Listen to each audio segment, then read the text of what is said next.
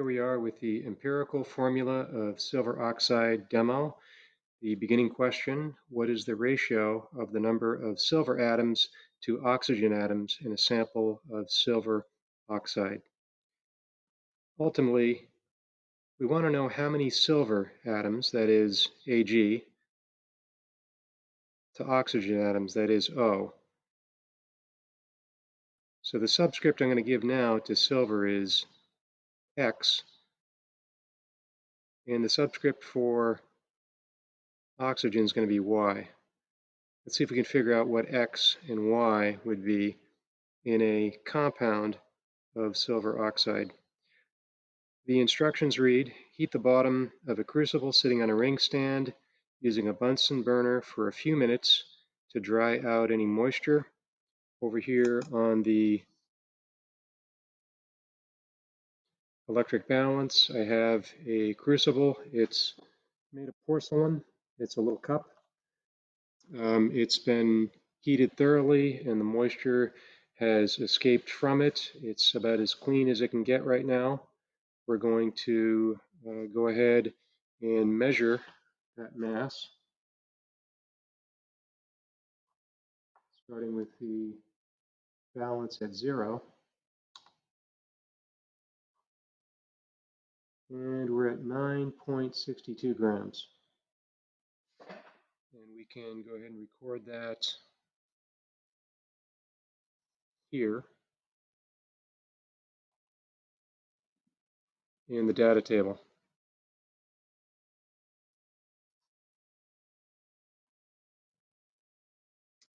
So we have 3 values here in the data table. We're going to be measuring 1, the mass of the crucible, 2, the mass of the crucible and silver oxide, 3, the mass of the crucible and product.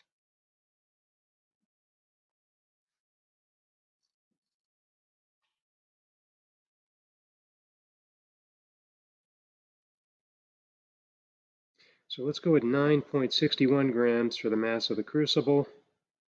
We'll measure out some silver oxide.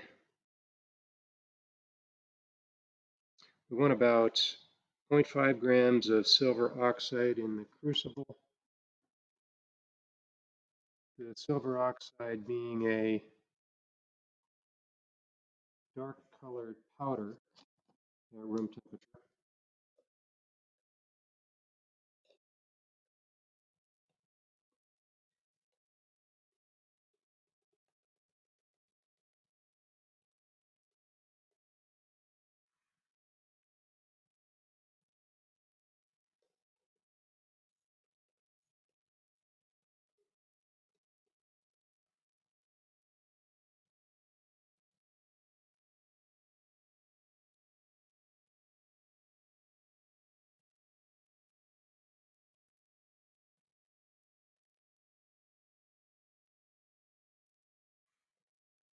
And we're at 10.15 grams. That should be enough. We'll go with 10.15 for mass of the crucible and the product.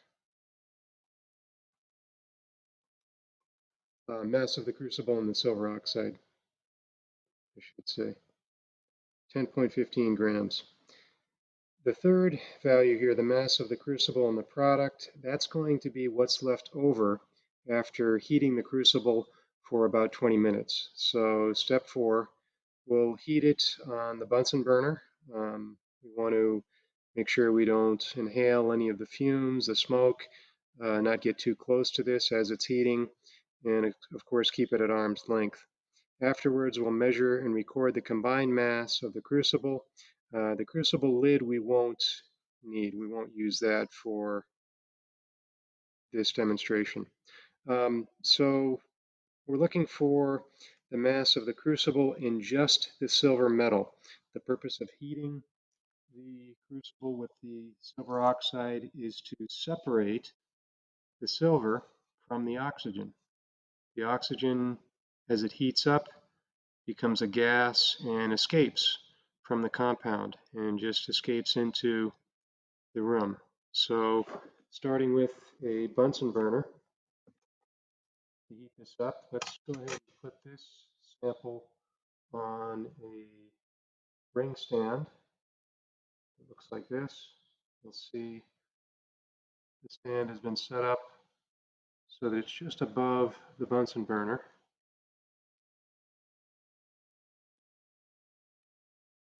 And we'll go ahead and start heating that up now.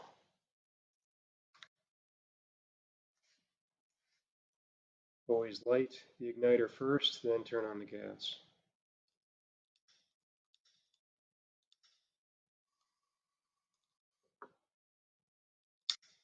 And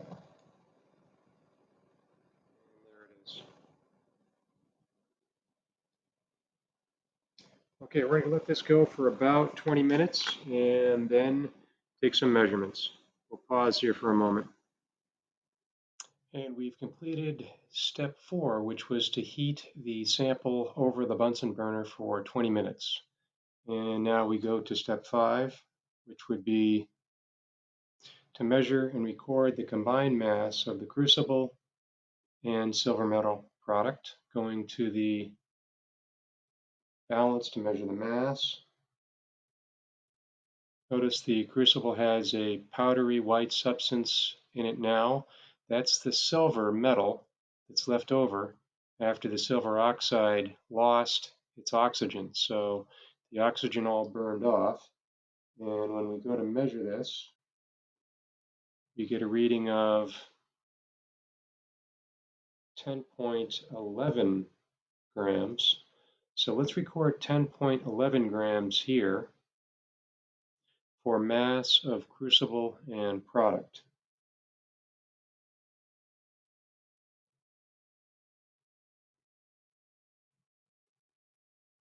Remember that the silver oxide can be represented by Ag for silver, O for the oxygen. We don't know how many silver atoms there are for every oxygen atom. So for right now, we'll continue with the variables X for silver, Y for oxygen. When we heated this, a reaction occurred where we wound up with silver solid, S in parentheses for solid, and the oxygen escaped. Remember, oxygen is diatomic, so we put the 2 to the lower right as a subscript, and in parentheses G, which stands for gas. Next, we'll do some calculations to determine the mass of the silver and the mass of the oxygen. So starting with the value that we found for the mass of the crucible and the product, that was 10.11 grams. Let's take the 10.11 grams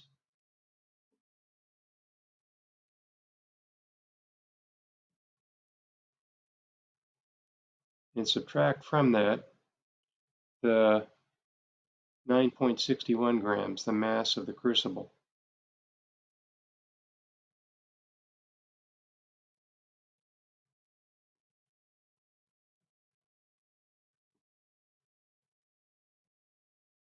And we get 0.5, and I'll use 3 sig figs for this, so 0.500 grams.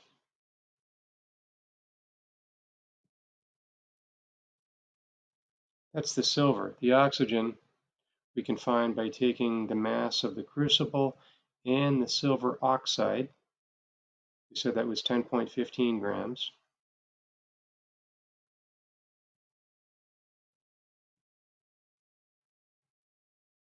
Subtracting from that the mass of the crucible and product, the 10.11 grams.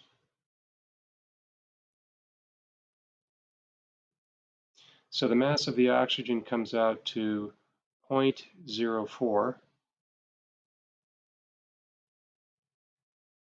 grams.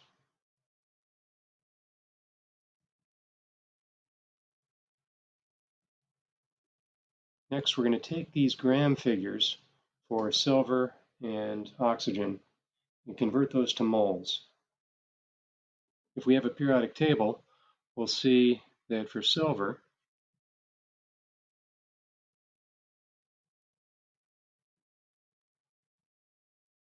0.500 grams can be converted to moles by taking 1 mole, and the table tells us it's 107.9 grams per mole. On the other hand, if you took oxygen at 0.04,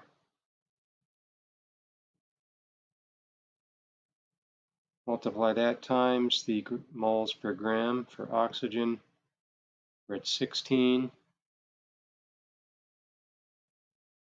And if we do these correctly, we should come up with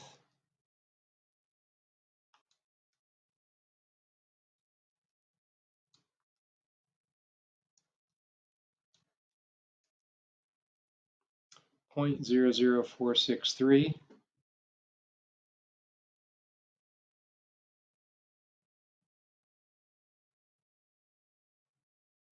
moles of silver,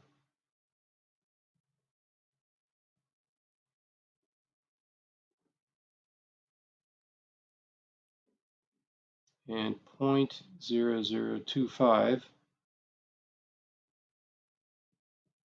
moles of oxygen.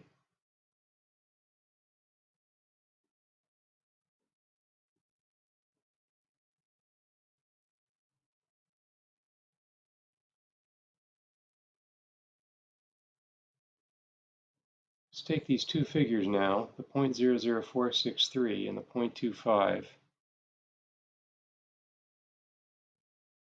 and over here, if we were to take the ratio of the smaller mole figure divided by itself, so the smaller mole figure to the smaller mole figure winds up being, for oxygen,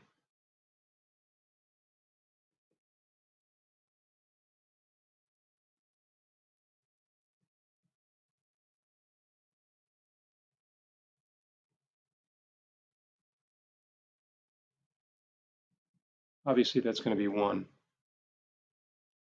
For silver, if you were to take the larger of the two mole figures, that's the 0.00463, divide that by the smaller mole figure for the oxygen,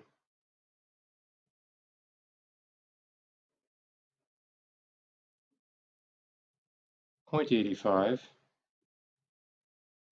So a ratio of silver to oxygen of 1.85.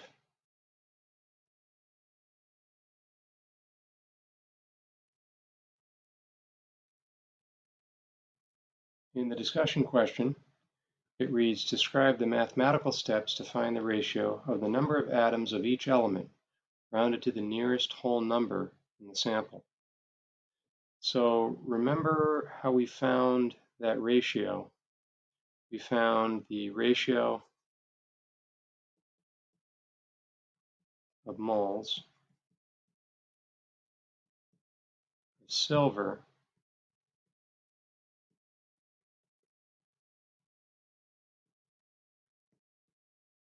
to moles of oxygen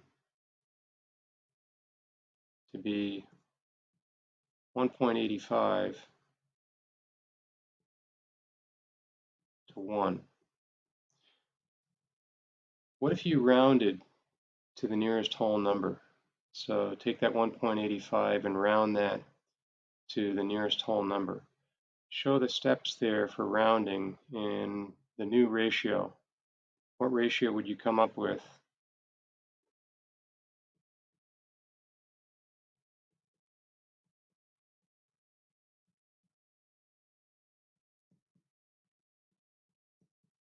When rounding to the nearest whole number? So I'm asking you to come up with that number. After that, we'll take that ratio and use that to write the chemical formula for the silver oxide compound. So in particular here, what we're looking for is what would be the number of oxygen atoms to the number of silver atoms. To do that, we need to convert AgX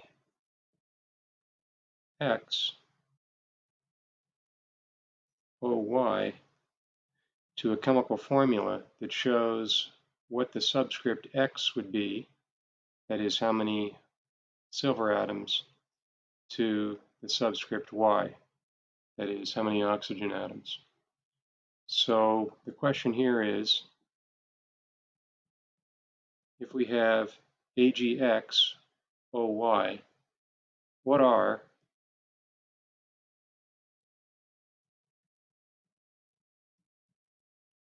X and Y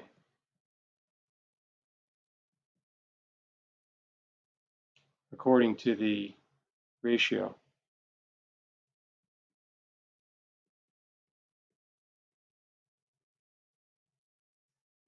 in particular the whole number ratio.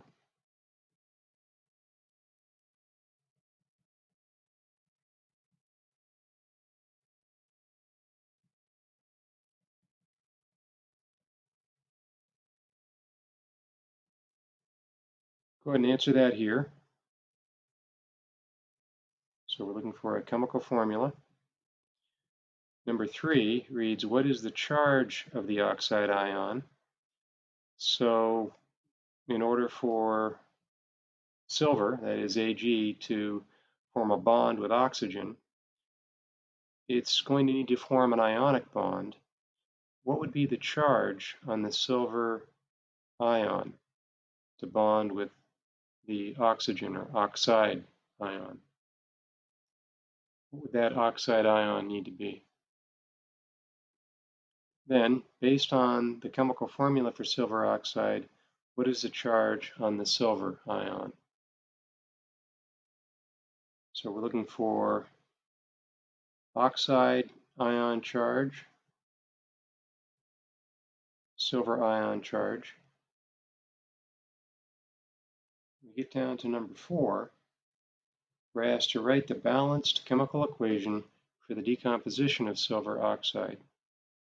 So here, you'll start off with the compound, silver oxide. I don't know what the subscript is for the silver, so I'll leave this blank for you to fill in.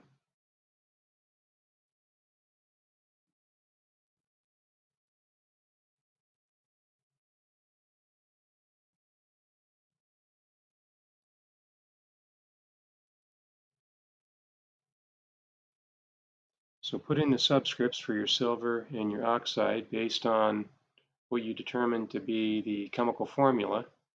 That was your answer to number 2. And then go ahead and put in the products. Remember, you wound up with silver solid and oxygen gas. Notice I left some space in front of the silver, some space in front of the oxygen, and we have plenty of space in front of the silver oxide to write in coefficients. We want coefficients in front of each of these symbols if needed, so that we can balance the equation. Now, one thing to note here, it's silver oxide when it's the compound. When it breaks up into silver and oxygen, that oxygen is a gas, so make sure you have the O2 there, the 2 subscript for the oxygen gas. Your job is to fill in the blanks here with subscripts for silver and oxygen. You may need a coefficient for silver. You may need a coefficient for silver here, and you may need a coefficient for oxygen here. So what numbers would I need here to make this balance for a balanced chemical equation?